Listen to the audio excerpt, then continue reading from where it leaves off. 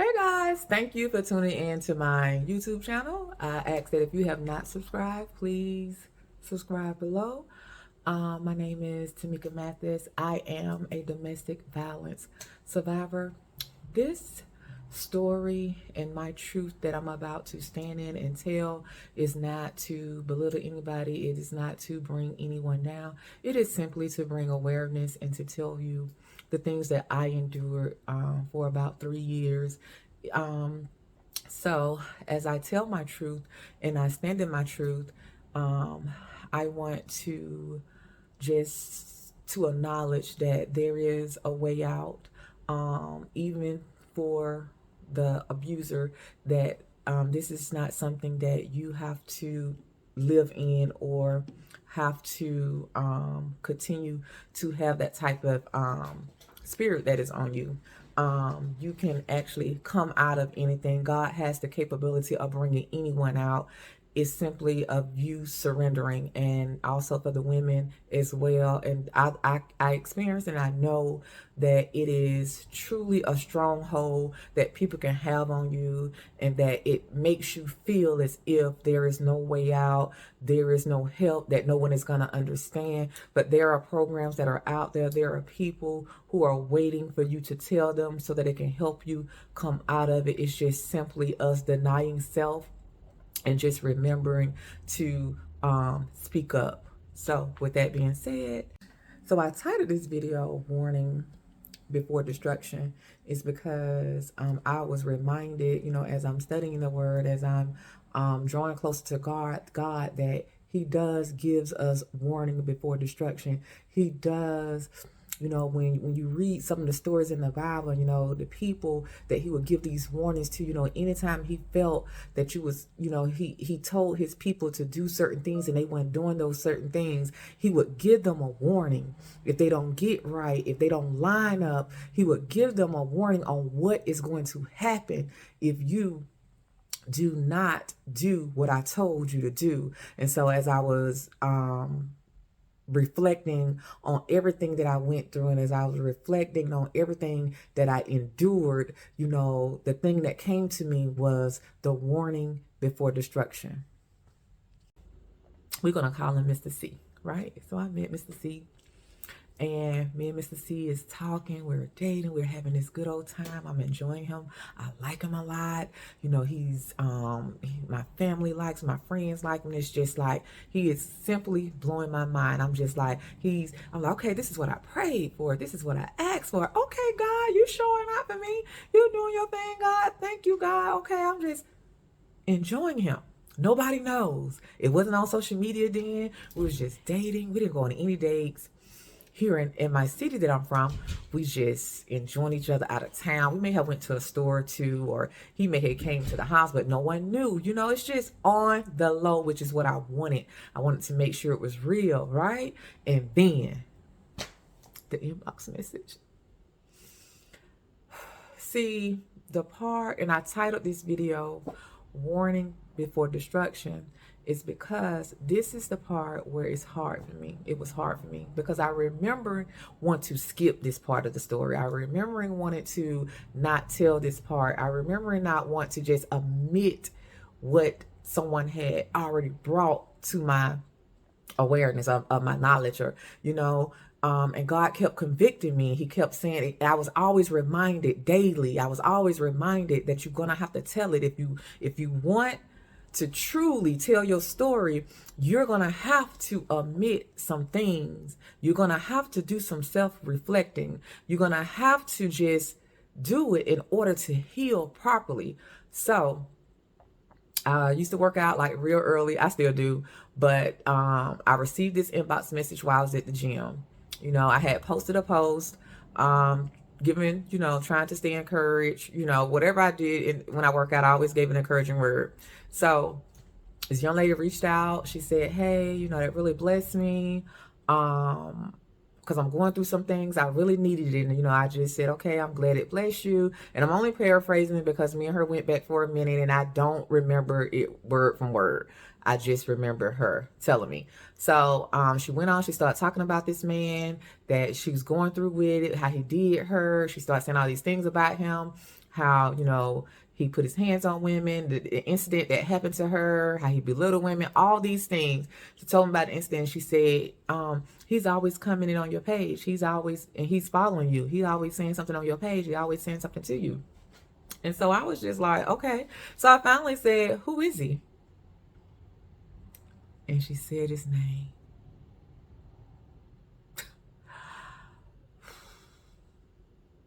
We're going to call him Mr. C. She said his name. And I was like, what? Like, this can't be true. And so I said, I just said, he seems like to be a nice guy. I would have never thought. And then she went on to tell me some other stuff, just giving me the things. I'm like, okay, it's not what he showed me. This is not what he's been showing me. This is not what I experienced. Are you serious right now? This cannot be true. This cannot be true. So, although I got it right here, right? It's right here. You keep stuff close to you, it's right here. It is literally right here. And so I was like, okay, I'm going to confront him. And, I want to come in a way where, because I can come off harsh back then. I'm just going to say how I feel. I'm not taking no mess, this and that. So I said, because, I like him and, I've been enjoying this time I'm spending, I'm going to come a different way. So I waited a couple of days and I was having these deep conversations. We talked for hours. And I said, can I ask you a question? And he was like, yeah. I said, have you ever put your hands on a woman? He was like, no. Immediately. Didn't think about it. I said, you never put your hands on a woman? No. I had a situation where I had to restrain a woman. I said, explain. So he told me what happened. It was totally different from what the young lady said. I'm not going to go into details of everything she said because that is her story and she should tell her story. But the story was totally different. One incident, she's saying everything that he did that was physically abusive, and he's only saying that he was just holding this, to try to stop her from, because he claimed she was mushing him, all of that, right? And calling him all out his name. So I said, okay. I said, well, that's not the story that she told me. He was like, you talked to her? I said, she reached out. I don't know how she know, but she put it together. And he said she's lying. She's not telling the truth. She's just mad because I moved on and da-da-da, all of that. I promise you I would never do that to you. I never put my hand on no woman. I would never do that. That is not me. That is not my character. That is not who I am. So I said, okay, because if that is who you are, then I think we should stop talking. I think you should move on. You should go to somebody. You should talk to somebody else, because I do not want to have no parts of that. I do not want to be a part of no man that does that. I know what that looks like. I know what that feels like. I have seen it up in person. I've seen it growing up, and I do not want to deal with nobody like that. And he promised me that no, I promise you. And so, I'm not going to say I stopped talking to him, because I continued to entertain him. I continued to talk to him, and I had it right here, because I said, okay, I gotta make sure I pay attention. I got to dissect everything he does, and I got to make sure, that's what it was when at first. And so then he started being real extra. And when I say extra, is everything was big. Like, I ain't never see the surprises coming. I could walk out to my car in the morning, get in the car to go to work. It's something in my car, the stuff coming to my job, the trips, everything was just big. And so although I said it was right here, the more he did stuff, the more he made me feel comfortable, the more that he kept talking to me hour on top of hour, the more he treated my family the same way that he was treating me. It just started doing this. It started falling to the wayside. It just started falling down. It started falling down. Then the scales started coming over my eyes, because I can't see nothing nobody else saying. I can't see nothing that nobody else say they experienced. It's like right here. Now I'm telling my truth and what happened with me. It covered. Everything covered. Oh, it can't be true. So I don't put this behind me, because now I'm seeing somebody who God sent. He got to be the one. Oh my God, this is what I've been praying for. This is what I've been asking for. He has to be the one. Oh my God, God, you did your thing. Oh, he's going to church with me. He's praying with me. He's fasting with me. He's doing all the things I like. He's respecting me. We had arguments. That's normal. But he's respecting me. He had an attitude problem, as far as he didn't mind getting people together that was maybe being disrespectful to me, or we at a restaurant and the service is not good, he didn't mind acknowledging that. He didn't say it the way that I think he should say it, because I like to put a little sugar on my words. He didn't mind. He was like, no, I'm gonna put some hot sauce on these words because they keep trying. I was more like to, say it in a nice way, but still mean, what I'm saying. So I was like, okay, that's fine. He had his cussing. He cussed, but he was a truck driver. I haven't met one that don't. So those are the little things I'm just like, okay, scales on my eyes. Then it happened to me.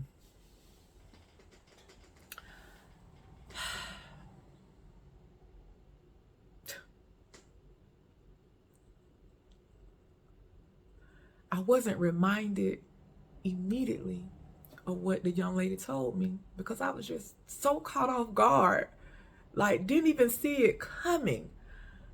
I was like, okay, wait, hold on. Right? You get that I'm not going to do that. I was just angry. You made me mad. I don't even remember exactly what I did. I can't even remember because so much has happened. I can't. But I do remember being reminded like around the third time. And that's when I said, that girl told me that this is who he is. So that's when I feel like the scales start coming from over my eyes. And then I start being reminded. See, when you got to be reminded of some things, when you don't put some stuff to the wayside and you forget and you got to be convicted on some things, I start for myself. I start saying, okay, you knew, you the one forgot. You knew, you the one put yourself here. You knew, you the one that married him. So now I'm in the, okay, what can I do to fix him? What can I do to get it? How can I bring him out of this? How can that spirit fall off him? God is a God that can change anybody. I'm start feeling like, okay, I'm going to pray more. When he sleep, I'm going to anoint him. All of these things, I'm trying to bring him out. I'm going to try to bring him out. Not mind you, I'm saying I. And although I'm going to God, I'm still got my hands all in it. I'm just trying to do everything right, trying to be this wife, trying to, make sure that, everything is dead. He ain't have to do nothing, pick up nothing, pack no clothes, no nothing, just putting all the extra pressure on me, taking on everything. I'm just going to take on everything. He's going to come out of it. It got worse.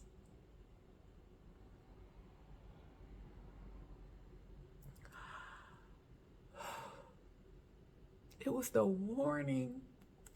It was the for myself. I was just felt so stuck. Like, because it was like I was reminded that you was already warned. So it's like I'm trying to fix something that is not even fixable. So I stayed through it, hoping and praying that it would get better, hoping that, the harder I pray, the more I called out to God, that he was going to change, go to church together, pray together. It's going to fall off. And it will only last for a little while. And then it'll resurface. And so it's like, okay, I got to go back. Got to go back on my knees. Got to go back. I got to keep going. I got to keep going. Got to keep going. Got to keep going. Got to keep going. Got to keep going. Got to keep going. I got to save my marriage. I don't want this to be my first marriage. I don't want this to be, God. I don't want it to be. I don't want it to be. I want to have a successful marriage. He don't put all this stuff out here. He don't set it. I'm still trying to protect him. I'm still trying to not tell nobody. I didn't tell nobody. My family, my sister, nobody knew. Nobody knew. But it got worse. The warning before destruction. The warning. And I know, we think people come and, people just be mad because you're talking to somebody, or, the exes come around, and it's important to listen sometimes. And if I could say there's one thing that I take back, is me not literally me letting it fall to the wayside, me being, because I did, I will own up to that. But what I can say, God is good. And although I experienced that, and although there was warning before all of this, God is still good. I am still here. I am a survivor. I am learning that I have to live in my truth. I am learning that I am not the only victim. I am learning that there have been women that have reached out to me, not necessarily saying that they was victimized by him, but there has been some that has reached out to me that stated that they also too was a victim of him. But then there have also been other women who have experienced the same thing. So I know that God has called me to do this. I know that although I had been protecting him for this long, and even when I separated from him, I was still hoping for to come out, and so many times God was reminding me to tell my truth. So many times I've been running from telling my truth, and I am so ready to stand in it. I am so ready to talk about it. I am so ready. And although I may have to relive it because it's going to get emotional, I know that God is good. And I know that there's going to be something great that's going to come out of this. There's going to be somebody who's going to be able to get up and walk out. There's going to be somebody who may even decide to change their ways, to come out of, that spirit that is on you. So I thank you guys for listening to my part 1 of the warning before destruction. I will drop a video every week of what I endured and my thought process while I was enduring it. Because you'll be amazed how it's easier to say, I know where I'm going to put up with that. But when that stronghold, if you ever take time out and read how strongholds are, I was telling a friend of mine, because he has been my friend since high school, and I can remember when he had so many questions of why I stayed, and I had to, everybody's stronghold is different, right? I'm just going to say this and then I'm going to end it. To me, I don't understand how people snort powder. I'm just going to use it. Ain't no way I'm going to be doing that. But that's a stronghold. That thing got a stronghold on them. They gotta have it. They love it. You know what I'm saying? It has a pull. It's like they touch. That's alcohol. It's like they can't put it down. I don't understand how people get drunk. I don't understand that. I don't understand how people that's you pick up that habit. I don't understand how that becomes a stronghold. It becomes a dependent. You just co-depend on it. And so I tell people, or I told him, that it was almost like a stronghold on me. It's like I knew I can walk out. I knew that I can leave. But every time I got up enough strength to go to the door, I got stuck. It's like, it was that stronghold. But when them strongholds start falling, when you release those strongholds, when you let them strongholds go, and although it may feel like your world is crashing down, and although it may feel like I need that alcohol, I need that drug, when you day by day, when you allow God to intervene, when you allow God, because I can remember leaving, I can remember finally getting up enough strength and walking away, I can remember packing my car and coming home, I can remember just going through it, and every day God was reminding me, get up, I got something for you. It was hard, heartbroken, still tussling about, should I go back? Want to go back, knowing it ain't right, knowing he ain't changed, knowing he's different, knowing he's not different, knowing he's going to so much. But God was reminding me, get up. Not only was God reminding me, he was sending people to put a word in my spirit that had no clue with what I was going through. Strongholds. I need to talk about it in one video. But the warning before destruction, I got it. I have already beat myself up. I've already talked to God. And I'm here living in my truth. And my truth is my truth. I am a survivor of domestic violence. Y'all have a great night, great day. Thank you guys for tuning in. Talk to you soon.